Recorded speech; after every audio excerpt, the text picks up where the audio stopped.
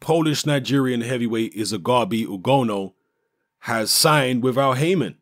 Now, for those of you who don't know who Ugonoh is, he is a stablemate of Joseph Parker and also a training and sparring partner of Joseph Parker, and has been for a number of years. He is, like Parker, I believe, trained by Kevin Barry.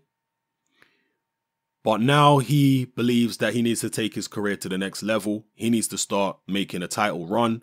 So he has signed with Al Haymon and plans to be in the United States. Now, I'm assuming he also trains in the United States like Joseph Parker. But perhaps now he's signed with Al Haymon, he'll be fighting in the United States. The PBC schedule is looking pretty stacked for 2017. There'll be plenty of shows.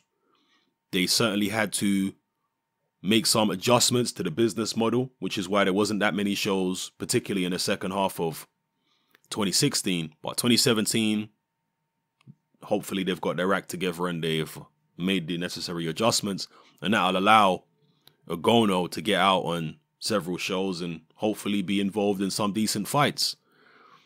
If you haven't seen Ugonoh fight, he's around 6'4", 6'5", there or thereabouts. He's a massively built heavyweight. Not quite as tall as Anthony Joshua, but in terms of physique, very similar. Right? He's a very muscular, athletic heavyweight. He comes from a kickboxing background. He was apparently kickboxing champion in Poland. He was born and raised in Poland to Nigerian parents.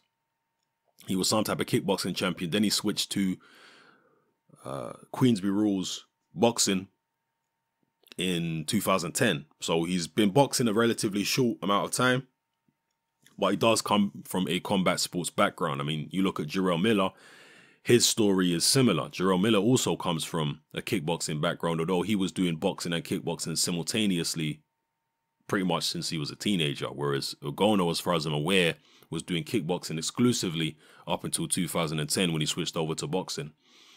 So, from what I've seen of Ugonoh, he punches very hard, as you'd expect from a guy that big and that athletic.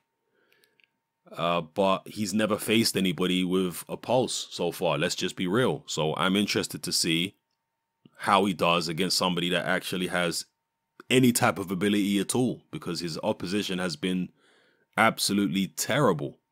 And I guess that's why he signed him with Al Haymon, because the people that he's been with, all their focus has been on Joseph Parker and not really on Ugonoh. So signing with Haymon, he's hoping he can get more credible opposition and that he can develop himself as a fighter accordingly. So watch this space, people. If you've seen Ugonoh fight before, let me know what you think about him. Do you think he's got potential? Do you think he's no good? Whatever the case may be, drop it all in the comment section below. And let me know how you feel about this move to sign with Al Haymon. I personally think that he had to sign with somebody. It didn't necessarily have to be Al Haymon. He could have signed with Eddie Hearn.